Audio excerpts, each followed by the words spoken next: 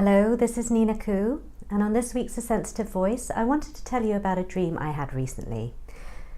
So a couple of weeks ago, I had this dream that I was in a place of real blackness, or I was approaching this place of complete blackness, kind of like the void, and there was absolutely nothing there, and I think I was quite scared in the dream. And my way of coping with this was to flood this blackness with as much light that I could conjure up, basically, in my dream. And so for me, this dissipated the scariness and it filled this black place with light. And I think I felt I was safe because I kind of equated going into the blackness almost as dying. And I felt that I'd had a near, brush with death, and I managed to escape it. And so I told my husband about this dream a few days later, and I said, I had this horrible dream. I almost felt like I was dying, and I'm really pleased that I didn't die, basically.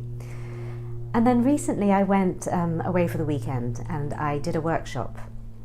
And the lady leading the workshop, when she heard about my dream, she said, maybe the void was actually a positive thing, and maybe you really needed to jump into the void because it's the place of true connection and true learning and true discovery.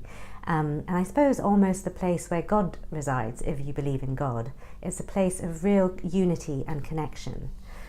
And it really made sense to me because I've actually recently also been reading Brandon Bayes' book, The Journey. And Brandon Bayes takes people through the journey process, and there's a level that you get to where you have to drop down into the void, basically. And this is the place, as I said, of true connection and oneness, and actually where quantum healing takes place and miracles happen.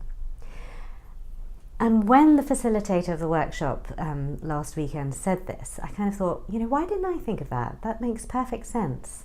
And it was interesting that I'd had this dream, obviously, while I was reading Brandon Bayes' book, but I hadn't made the connection myself. And instead of embracing and diving into the void, I was resisting it because I was scared of it. And so my message really is, I suppose, that I took from it is, maybe sometimes the things that we fear the most and that we resist the most are actually our greatest opportunities for learning. And so if you find yourself fearing something and resisting it enormously, as I was, maybe just take a pause and think, okay, is that actually my greatest opportunity for growth? Is this actually something that I need to do? So yes, it's the old adage of feel the fear and do it anyway. So that was my message to you on this week's A Sensitive Voice. If you find yourself on the brink of a void, think about diving in because it might be the best thing you ever do. This was Nina Koo on The Sensitive Voice, helping the world see sensitive in a positive light. I'll see you in the next video.